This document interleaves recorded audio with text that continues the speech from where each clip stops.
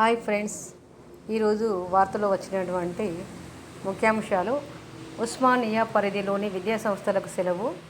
భారీ వర్షాల కారణంగా ఉస్మానియా యూనివర్సిటీ పరిధిలోని అన్ని విద్యాసంస్థలకు సోమవారం వర్సిటీ అధికారులు సెలవు ప్రకటించడం అయితే యూనివర్సిటీ అధికారులు సెలవు ప్రకటించడం జరిగింది. దీంతో నేడు జరగాల్సిన పరీక్షలను వాయిదా వేస్తున్నట్లు ఒక ప్రకటనలో పేర్కొనడం జరిగింది.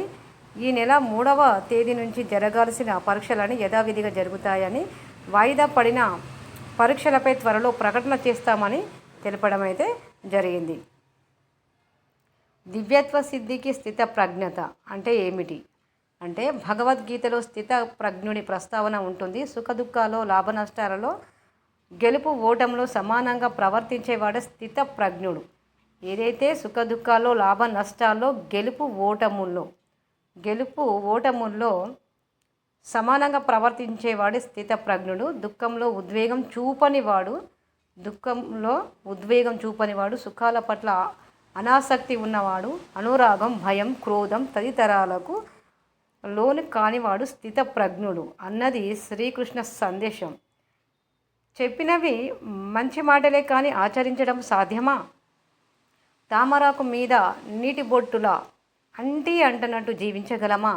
ఆలోచించాలి. మనం అనేక పనులు చేస్తాం, వాటి ఫలితాలను ఆశిస్తాం. కానీ కర్మల కోసం కర్మలు చేయాలి తప్ప కర్మ ఫలితాన్ని ఆశించి కాదు. అంతే కదా, కర్మల కోసం కర్మలు చేయాలి తప్ప కర్మ ఫలితాన్ని ఆశించి కాదు. నీతి కోసమే నీతి మార్గాన నడవాలి. అంతే కదా, నీతి కోసమే నీతి మార్గాన నడవాలి, అవినీతి మార్గాన నడవకూడదు అని ఇక్కడ మాత్రం ఇవ్వడం జరిగింది. నీతి ఫలితం నీతి మాత్రమే విద్యుక్త ధర్మం. కుటుంబ సామాజిక బాధ్యతల ప్రకారం మనం మన కర్మలను చేస్తూ పోవాలి. మన కుటుంబ బాధ్యతలను మోస్తాం కాబట్టి మన కర్మలను మనం మోస్తూ పోవాలి. వచ్చిన ఫలితాన్ని యథావిధంగా స్వీకరించాలి. జీవితాన్ని ఎదుర్కొనే మేలైన పద్ధతి ఇది. రాగద్వేషాలకు లోను కాకూడదు. ఈ గుణాన్ని ప్రయత్నపూర్వకంగా సాధించాలి. ప్రతి పని, ప్రతి మాట, ప్రతి ఆలోచన ఈ జీవితం నుంచి ఏ క్షణమైనా నిష్క్రమించడానికి సిద్ధంగా ఉన్నామనే విషయాన్ని వ్యక్తం చేయాలి. దీనికి మనం అనుసరించదైన మార్గం ఆశా పరిత్యాగం మాత్రమే. వ్యతిరేక ఫలితాల వల్ల వచ్చిన నిరాశను జయించాలంటే ఆశను త్యజించాలి. అంతే కదా, వ్యతిరేక ఫలితాల వల్ల వచ్చిన నిరాశను జయించాలంటే ఆశను త్యజించాలి. ఒకటి కావాలంటే ఒకటి పొడగొట్టుకోవాలి కదా. అదేవిధంగా మనం శాశ్వతంగా ఈ భూమి మీద ఉండమని తెలిసి లేనిపోని వెర్రి భ్రమలతో దేనికోసమో అర్రులు చేస్తాం. అంటే మనమే శాశ్వతంగా రాజ్యం వెళ్తాం, భూమండలం అంతా అని కొంతమంది వెర్రి భ్రమలతో, వెర్రి తలకాయలు ఉంటాయి కదా, అలా అనుకుంటారన్నమాట. వారేది సిరి మూట గట్టుకొని పోవం జాలిరే. అలాంటి వారు మూటగట్టుకొని పోవం జాలిరే అంటే అలాంటి వారు మూటగట్టుకొని పోతారా? వాళ్ళు వెళ్ళేటప్పుడు బలిచక్రవర్తి తనకన్నా ముందున్న మహామహులు కూడా భూమి మీద శాశ్వతంగా లేరని సంపాదించిన డబ్బును తమతో పాటు పై లోకాలకు తీసుకెళ్ళలేదని చెప్పడం జరిగింది. ఇక్కడ ఏమంటున్నారు, భగవద్గీతలో స్థిత ప్రజ్ఞుడి ప్రస్తావన ఉంటుంది. స్థిత ప్రజ్ఞుడు అంటే సుఖ దుఃఖాలు, లాభ నష్టాల్లో, ఓటముల్లో సమానంగా ప్రవర్తించేవాడే స్థిత ప్రజ్ఞుడు అని ఇక్కడ ఇవ్వడం జరిగింది. ఉపాధ్యాయుల సర్దుబాటు ఎక్కడ అంటే, కరీంనగర్ కార్ఖానాగడ్డ ప్రాథమిక పాఠశాలలో చదువుతున్న విద్యార్థులకు తప్పనున్న ఇబ్బందులు. జిల్లాలోని ప్రభుత్వ పాఠశాలలో విద్యా బోధనకు కొరత తీర్చేందుకు ఉపాధ్యాయుల సర్దుబాటు ప్రక్రియ విద్యాశాఖ పూర్తి చేసింది. విద్యార్థుల సంఖ్య తక్కువగా ఉండి ఉపాధ్యాయులు ఎక్కువగా ఉన్న బడుల నుంచి వారిని అవసరమైన పాఠశాలకు సర్దుబాటు చేస్తూ ఉత్తర్వులు అయితే జారీ చేసింది. ఎక్కడైతే విద్యార్థుల సంఖ్య తక్కువగా ఉండి ఉపాధ్యాయులు ఎక్కువగా ఉన్న బడుల నుంచి వారిని అవసరమైన పాఠశాలకు సర్దుబాటు చేస్తూ ఉత్తర్వులు అయితే జారీ చేయడం జరిగింది. ఇక కరీంనగర్ జిల్లా కల తప్పిన తీగల వంతెన.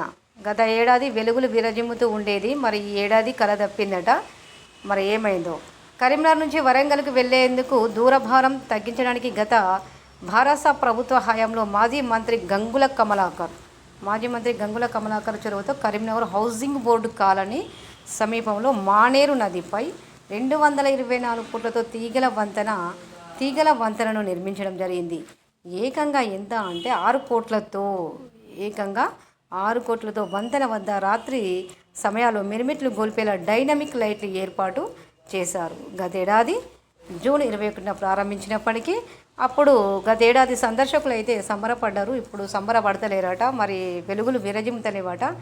ఇక్కడ పేపర్కి అయితే ఇవ్వడం జరిగింది. చూడండి, లైట్ వెలగక ప్రస్తుతం ఇలా ఉంది తీగల వంతెన. లైట్లు వెలగడం లేదు.